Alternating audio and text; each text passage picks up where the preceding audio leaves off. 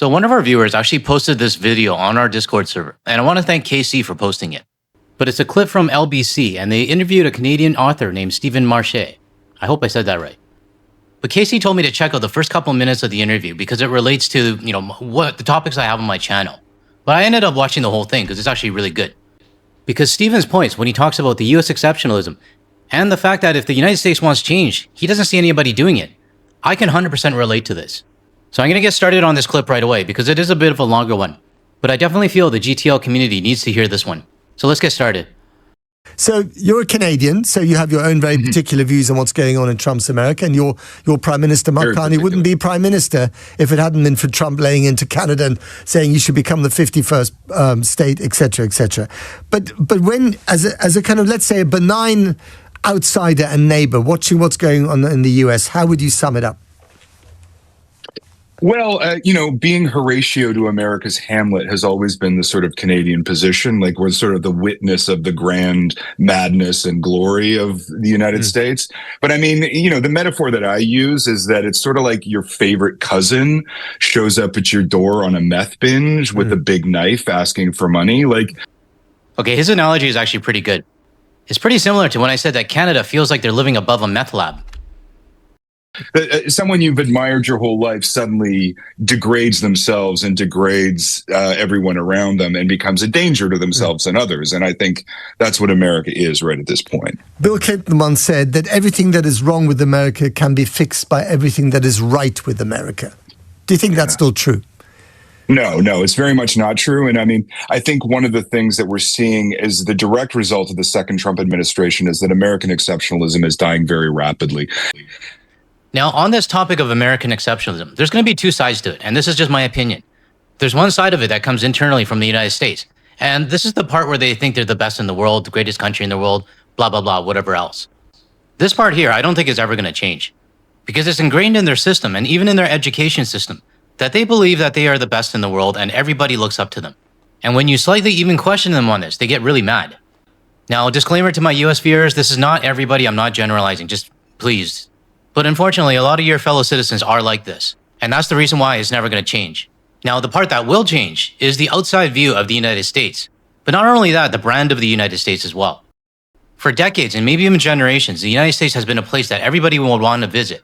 You see the glitz and glamour of Hollywood, New York, Times Square, Hawaii, the beaches of Florida. A lot of this used to be what people think about when they visit the United States. And their entertainment industry just helps to boost that.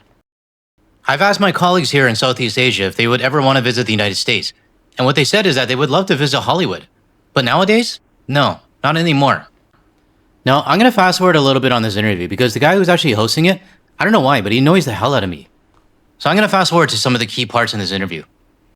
What happens, though, if, the midterm elections, assuming they go ahead, and I think we can probably still just about make that assumption, if they return a Democratic majority both in the House and the Senate, then that's real power to try and curtail the president's executive power.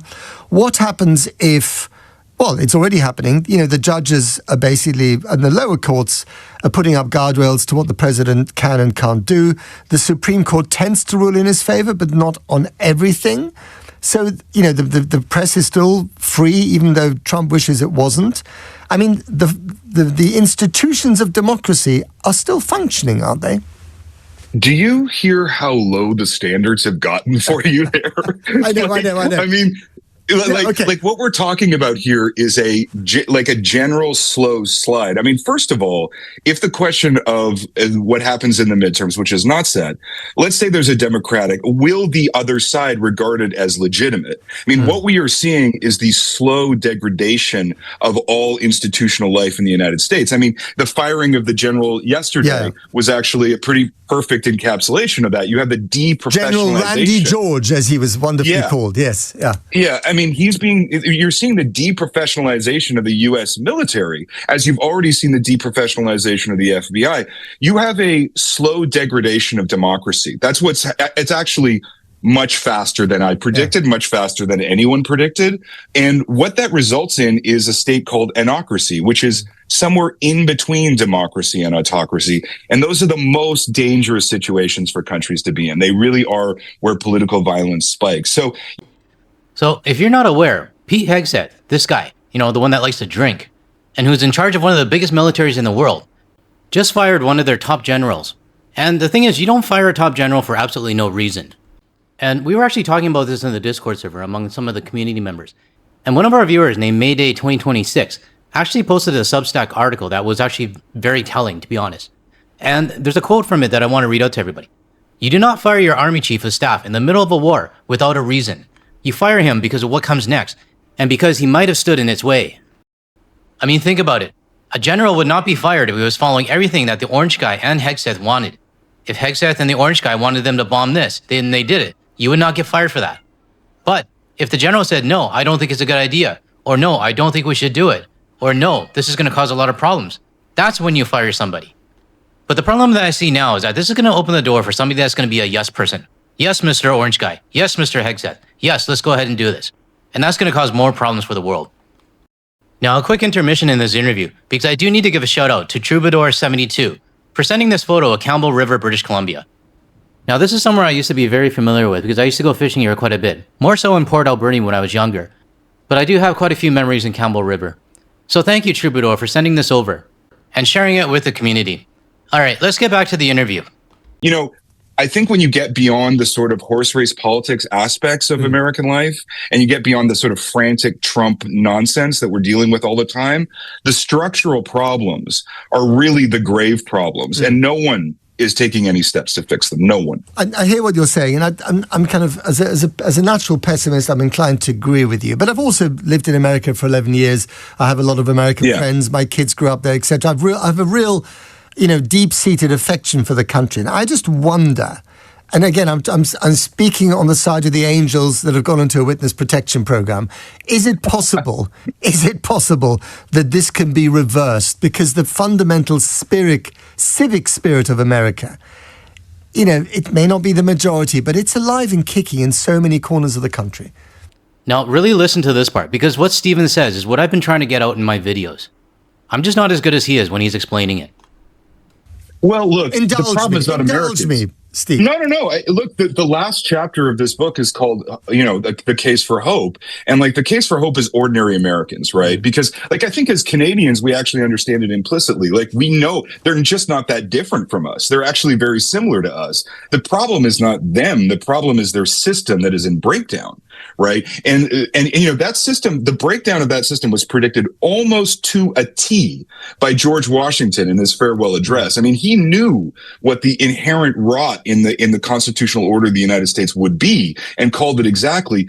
The question is, can Americans find their revolutionary spirit? Can they actually imagine a new country? If anyone can, it's the Americans. But on the other hand, I don't see anyone doing it. Thank you for saying it. I mean, this is what I've been trying to say in my videos all along. It is up to the United States citizens to make a difference. And if they want to see a new United States, they have to be the ones to make the action. No, take the action. Or do the action. Anyways, you know what I mean. But what I'm saying is that, yes, there was a No Kings protest that just happened. And I think the last numbers that we saw was 8, maybe 9 million? Well, I do give props to those 9 million people that did go. I mean, yeah, you guys contributed. But where was the rest of the 100+ million? And what was the call to action after this? Because in a previous video, I had a screenshot that showed the visual demographic of who voted for who in what percentages. And that 8 million that attended the last No Kings protest, well, it's still a very small percentage of their entire population. 72.8 million voted for Harris, 93 million didn't vote at all. Well, we can count out the orange voters, they were not going to attend. But if you add up the Harris and non-voters, that's 168 million. Subtract the 8 million that actually attended, where are the rest of the 160 million? That last video I did on this topic, it must have struck a nerve with a lot of my US viewers, because I actually lost quite a few subs because of it. But unfortunately, it is the truth. And for those that unsubscribe to my channel, don't be mad at me. Go be mad at the 168 million US citizens that didn't bother doing anything. Because if you don't, apathy is going to kill your country. Let me know in the comments below if you agree with me on this. Let me stop you right there. I mean, to be fair, these are small examples, but they are examples nonetheless.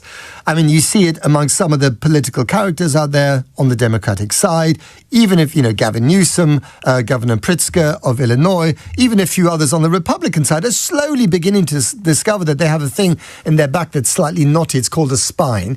And then you have the citizens of places like Minneapolis who are saying, actually, we don't condone executions by ICE on our streets.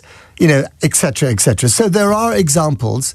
And those are not really good examples, though. I mean, especially the politicians, like, well, listen, the solution for the politicians for Pritzker is they think if I win, everything will go back to normal, right? That's a very convenient thought. But like, no one is even discussing something as simple as open primaries, which have shown like a vast return to reason in politics in American life whenever it's applied. But it's against their interests. It's against their incentives. And, what happened in Minneapolis, like that was an incredibly brave act, but it did not solve a single problem of the structural nature of ICE or DHS, right? Well, it did to a couple structure is the key, not these like little fancy stories. Well, Okay, now I know why this interviewer annoys the hell out of me. He keeps interrupting. I mean, just let him finish. But before Stephen was interrupted, he actually made a really good point. The incidents that happened in Minneapolis, they are unfortunate, but nothing came out of it. No changes to the law, no arrests, nothing. And you know what's going to happen is in about 3 or 4 months, or maybe, half a year from now, everyone will forget about what happened in Minneapolis. But hang on a minute. Again, to be fair, yes, structure is the key, and the structure is in trouble. But the events on the streets of Minneapolis did lead to the removal of who was that? That Bongino. Right, that guy who was strutting around like the sort of Joseph Goebbels of Minneapolis. Now he was removed from that position by Trump. It's now led to the sacking. Is one of the things that led to the sacking of Kristi Noem, the Homeland Security Secretary. I mean, there are some changes. Oh, give me a break. These changes, like Kristi Noem and Pam Bondi being fired, they were not fired for the better of the United States. They were most likely fired because they didn't do a good job making the orange guy look good or hiding his stuff. I don't know who this interview guy is, but he's really grasping at straws here. No, indulge me. There are some changes that are happening. I know this is not structural and it's not fundamental, but I just wonder whether ultimately the savior of all this, if there is a savior at all, will be the Republican Party that looks at Donald Trump and thinks, oh my God, this guy who we once liked holding our nose, boy did they hold their nose, because he was victory for us at the polls, will now spell the exact opposite. We're going to ding-dong ditch him, eventually.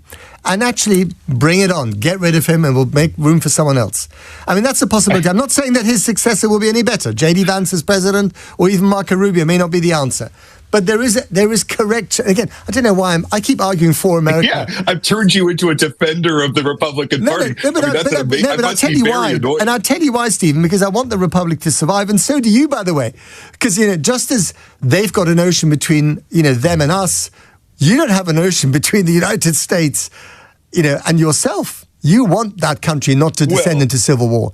So indulge definitely, me.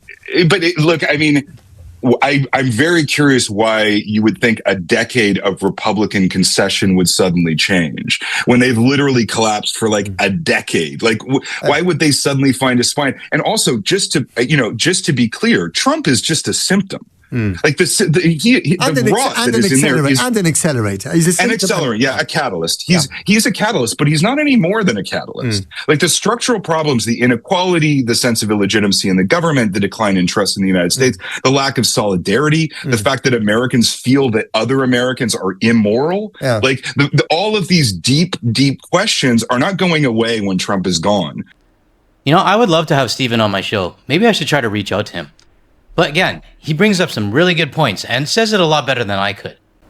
Early on in my channel days, which technically wasn't even that long ago, less than a year, I used to see a lot of comments from people saying, I'm not going to the United States for another 3 years until everything is fixed.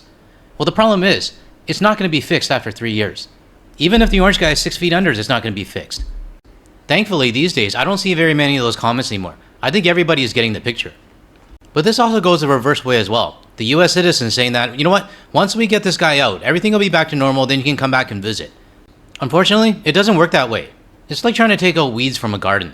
If you just take the top off, it's just going to grow back. You have to get to the root of the problem. And unfortunately, a very large part of the United States doesn't want to get to the root of the problem. In fact, they don't even know what the problem is. How many times have I shown videos where US citizens are clueless about what's going on right now? Or they're more devastated that Chuck Norris died? Or more interested in what's happening in the entertainment industry? Unfortunately, this is the reason why the rest of the world feels that the United States doesn't really care what's going on right now. Sure, there is a small resistance, and I commend you guys for what you're doing. But like I've said in many of my videos, and I'm not generalizing as well, the resistance is just not big enough. Now, I'm going to end their interview here because they go on to talk about Pete Hegseth and a few other things, which is not going to be relevant for the point of what I wanted on this video. But if you do want to watch the rest of it, the link will be in the description below. But I do really highly recommend that everybody watch it.